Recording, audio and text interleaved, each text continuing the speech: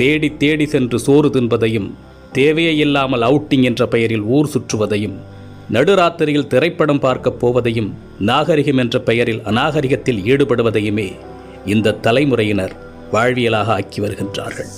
உணவு திருவிழா என்று அறிவித்தால் காசையும் கொடுத்துவிட்டு தட்டை ஏந்தி கொண்டு யாசகம் கேட்பது போல் வரிசையில் நிற்கின்றது சமூகம்.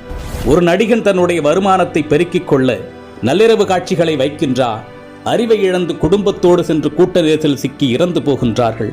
அதை பற்றி கவலைப்படாமல் தன்னுடைய வசூல் கணக்கை பார்த்து கொண்டிருக்கின்ற ஒரு நடிகனை தலையில் தூக்கி வைத்து வசூல் மன்னன் என்று கொண்டாடி கொண்டிருக்கின்றது இந்த சமூகம்.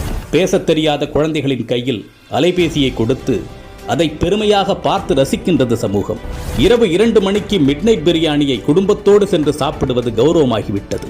நீங்கள் உங்கள் குழந்தைகளுக்கு உணவு கொடுக்கவில்லை, ஸ்லோ பாய்சன் கொடுக்கின்றீர்கள். உங்கள் தலைமுறையை மலடாக்குவதற்கு மருந்து கொடுத்து கொண்டிருக்கின்றீர்கள்.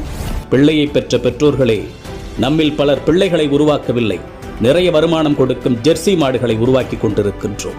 உங்களில் எத்தனை பேரின் பிள்ளைகளுக்கு அறிமுகமில்லாத ஒரு மனிதரிடம் 10 நிமிடம் உரையாட தெரியும்? சொல்லிக் கொடுத்திருக்கின்றீர்களா? இனி சொல்லிக் கொடுங்கள்.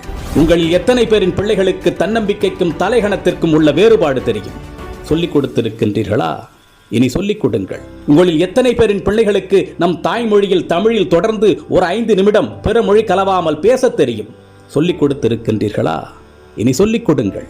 உங்களில் எத்தனை பேரின் பிள்ளைகளுக்கு உங்களின் மாத வருமானம் தெரியும்?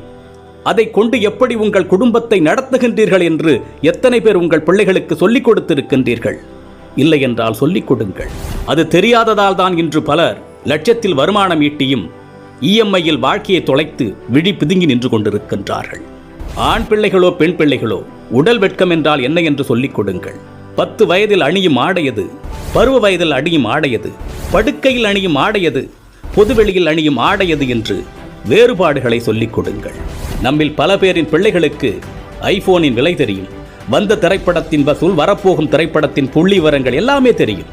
ஆனால் அன்றாடம் நாம் உண்ணக்கூடிய அரிசியின் விலை தெரியுமா? காய்கறிகளின் நிலவரம் தெரியுமா? நம் பிள்ளைகளில் பலருக்கு பில்கேட்ஸை தெரியும், எலான் மஸ்கை தெரியும். ஆனால் நம் மொழிக்காக, இனத்தின் வளர்ச்சிக்காக இன்னுயிர் துறந்த தியாக வரலாறுகளை பற்றி தெரியுமா? இன்னும் சொல்வதானால் உங்களில் எத்தனை பேர் அவர்களை நினைத்து பார்க்கின்றீர்கள்? நம் மண்ணின் தியாக வரலாறுகளை நம் பிள்ளைகளுக்கு சொல்லிக் கொடுங்கள். எப்பொழுதுமே உறவுகளை எதிரிகளாக மட்டுமே கட்டமைத்து அவர்களின் மூளைகளில் ஏற்றிவிடாதீர்கள். உறவுகளை ஒதுக்கத் தொடங்குங்கள் என்று அவர்களுக்கு நீங்கள் சொல்லிக் கொடுத்து விட்டால், அவர்கள் வளர்ந்துவிட்ட பிறகு அவர்கள் ஒதுக்குகின்ற முதலாவது நபர் நீங்களாக தான் இருப்பீர்கள். வாழ்க்கை என்பது வெறும் கேளிக்கையும் வேடிக்கையும் பணம் ஈட்டுவதும் ஆடம்பரமும் மட்டுமல்ல, அது மன நிறைவாக வாழ்வது. அது எப்படி என்று குழந்தைகளுக்கு கற்றுக் கொடுங்கள். இந்த மனித சமுதாயத்திற்கு